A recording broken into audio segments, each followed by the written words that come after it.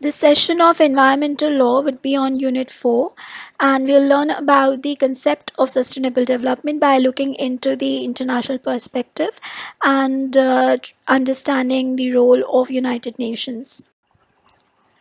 As international law is an increasingly important mechanism and plays a very remarkable role in the quest for sustainable development, as international customary law as well as conventional law contain provisions which deals with the protection and promotion of environment. With this session, we will look into the UN activity in the field of environment, how it has been driven by some of its major conferences, reports, and summits when it comes to sustainable development, and we'll look into UN Conference on Human Environment, World Commission on Environment and Development, United Nations Conference on Environment and Development, and how all of them have impacted the concept of protection and promotion of environment, and by further strengthening the concept of sustainable development.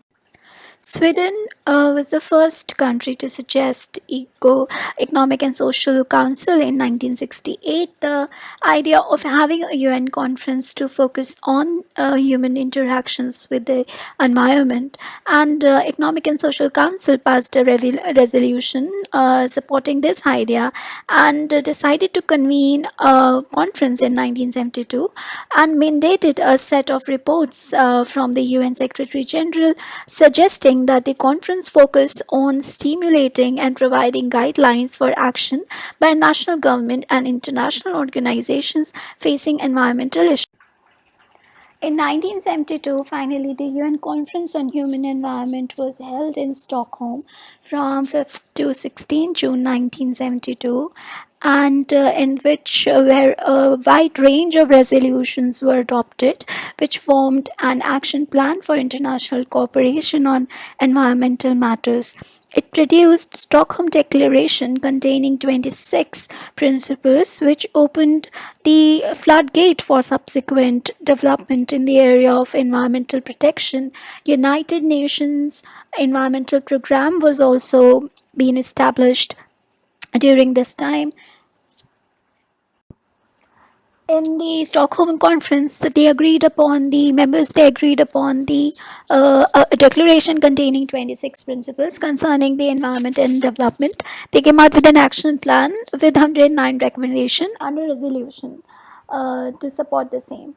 Now we'll look into those 26 principles which was been adopted during Stockholm Declaration, and it talks about this principle plays a very important and crucial role when it comes to the question of environmental protection and the management of resources. So it says that the principles are as follows. They say that the right to protect environment, it has been stated that the man has a fundamental right to freedom of equality, fundamental right to freedom, equality, and adequate condition of life, and in an environment of a quality that permits a life of dignity and well-being, and he bears a full responsibility to protect and improve the environment for present and future generation. Uh, then principles talks about principle 2, it's about management of natural resources. 3 focuses on management of renewable resources. Principle 4 talks about the conservation of wildlife.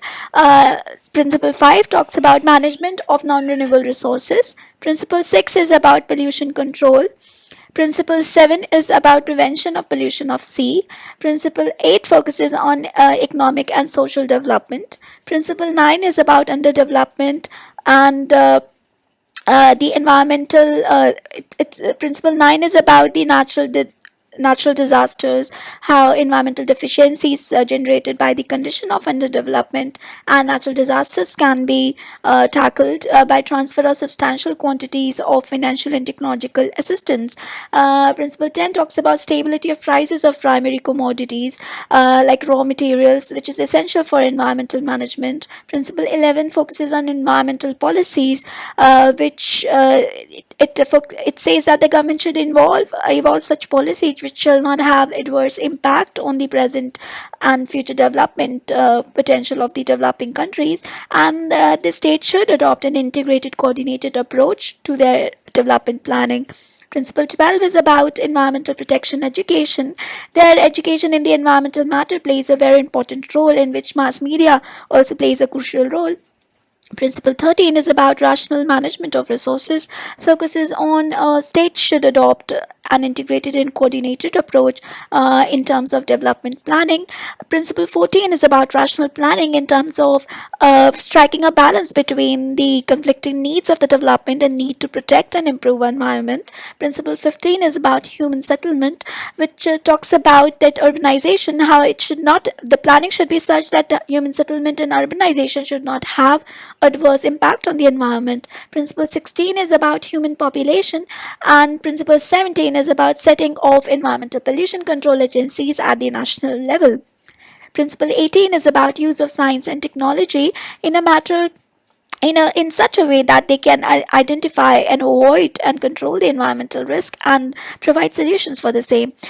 Principle 19 focuses on education in environmental matters. Principle 20 provides further scientific research.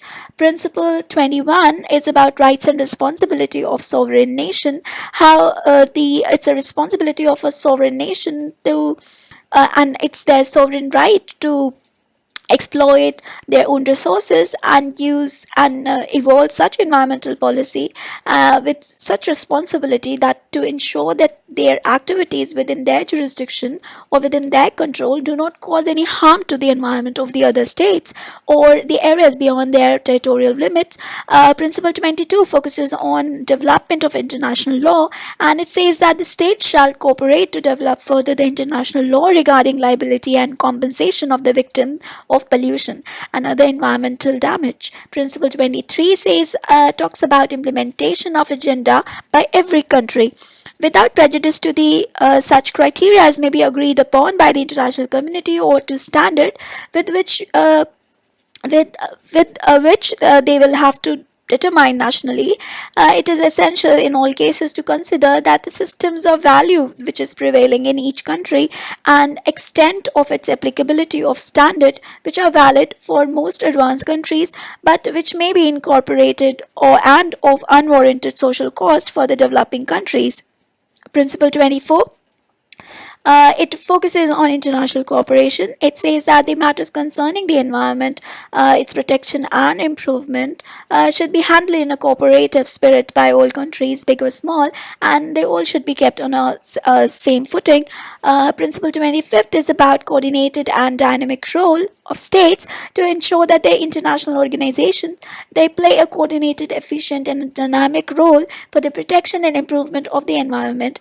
Finally, Principle 26 it talks about ban on nuclear weapons, and man and his environment must be spared from the impact of nuclear weapons and the means of mass destruction. So if you look into the conference, the agenda of the conference was basically divided into six main areas. It focuses on developing an environment, which appears at the fifth main area of the conference agenda. The conference also witnessed at its initial stages confrontation between the developed and developing countries over impact of environmental protection and development. However, later we have seen that all these conflicts and contradiction was reconciled, and it was recognized that the new international environmental order could be erected only on the foundation of international cooperation.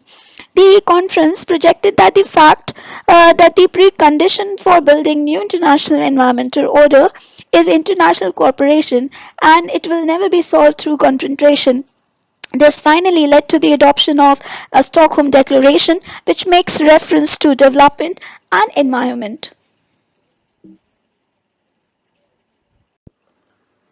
To achieve sustainability, the Vienna Convention to prevent the depletion of ozone layer was adopted, which served as a framework convention and laid down broad guidelines. The convention was followed by Montreal Protocol, which came up in the year 1987. The protocol witnessed various adjustments and amendments from time to time. These instruments aimed at restricting and regulating developmental activities in a manner that ozone depletion substances are gradually phased out.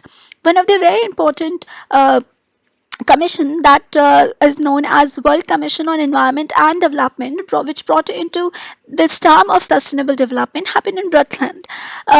In this, a report was been submitted titled "Caring for the Earth: A Strategy for Sustainable Living," and the report has given a very comprehensive definition of sustainable development. It says that sustainable development is development that meets the need of the present without compromising the ability of the future generation to meet their own needs. This report brought about a change into the environmental issues, which how it is being handled. It started that the environment and development have to be read together in order to have human environment. This report also focuses that the environment and development conflict is more apparent than real, as poverty is the worst enemy of environment. Its alleviation it requires human intervention with natural ecosystem during the course of development. Settled agriculture was perhaps the massive intervention with the ecosystem, but latter was not destroyed. As nature's regenerative powers, it has been immense, and it is when the intervention is massive and threatens life support system itself both gradually and locally, then the problem arises. At a minimum, the sustainable development must not endanger the natural ecosystem. According to Brundtland report, the concept of sustainable development contains within itself two key concepts. First, the concept of needs, in particular the essential needs of the world's poor, to which overriding priority should be given. Second, the idea of limitation imposed by the state of technology and social organization on the environment's ability to meet present and future needs. Thus, the goal of economic and social development must be defined in terms of sustainability in all countries, developing or developed, market oriented or centrally planned. Development hence involve a progressive transformation of economy and also the society.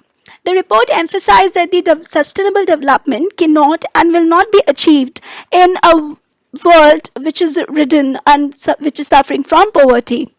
It calls for a new era of economic development and growth. It says that economic growth and development obviously involves changes in the physical ecosystem. So, if you summarize the report, the essence of it focuses on the sustainable development, which means an integration of economy and economics and ecology in decision making at all levels. As far as we talk about the critical objectives of this report, it talks about the objective for environment and development policy that follows from the concept of sustainable development include reviving growth, changing quality of growth, meeting essential needs of job, food, energy, water, sanitation, ensuring sustainable level of population, conservation, enhancement of resource base, reorienting technology and managing risk, and merging environment and economics in decision making. Thus, we can conclude that the strategy for sustainable development aims at promoting harmony among human beings between humanity and nature itself. A major milestone in the efforts of global community to forge an international consensus for protection of the global environment was the UN Conference on Environment and Development, which popularly known as Earth Summit, held at Rio de Janeiro, Brazil, from June 3rd to 12th, 1992. Conference was attended by representatives of 178 nations and 115 heads of the country of the government. This was the largest UN conference ever held, and it put the world on a path of sustainable development, which aimed at meeting the needs of the present without compromising the ability of the future generation to meet their own needs. The Earth Summit was inspired and guided by a remarkable document of 1987 Brundtland Report, and the Earth Summit forced the people worldwide to rethink how their lives affect the natural environment and resources, and to confront a new environment that determines the surrounding in which they are living. On the basis of long deliberation involving various stakeholders, the Earth Summit adopted five specific documents. The Rio Declaration on Environment and Development, which was a series of principles defining the rights and responsibilities of the state in relation to environment. However, not legally binding, but it was only a morally binding one. Agenda 21, which is an environmental blueprint, a comprehensive document uh, for the mankind. It comprises a voluntary action plan. It's named as Agenda 21 because it intends to provide an agenda for local, national, regional, and global action into the 21st century. It contains recommended actions to address environmental problems and promote sustainable development. It has four major sections. The first section of this agenda deals with social and economic dimension, and the second one deals with conservation and management of resources for development. The third section deals with strengthening the role of major groups like women, youth, indigenous people, governmental organization, etc. The fourth section deals with means of implementation, which involves chapters like technology transfer, cooperation, capacity building, financial resources. Then we have the next document that was on a biodiversity convention. It aims at protection of biological diversity. Then declaration on principle in forestry conservation or forest principle. It was in a set of principle to support the sustainable management of forest worldwide. It again was not a legally binding convention. Then lastly we have a climate convention. It aimed at preventing global climate change.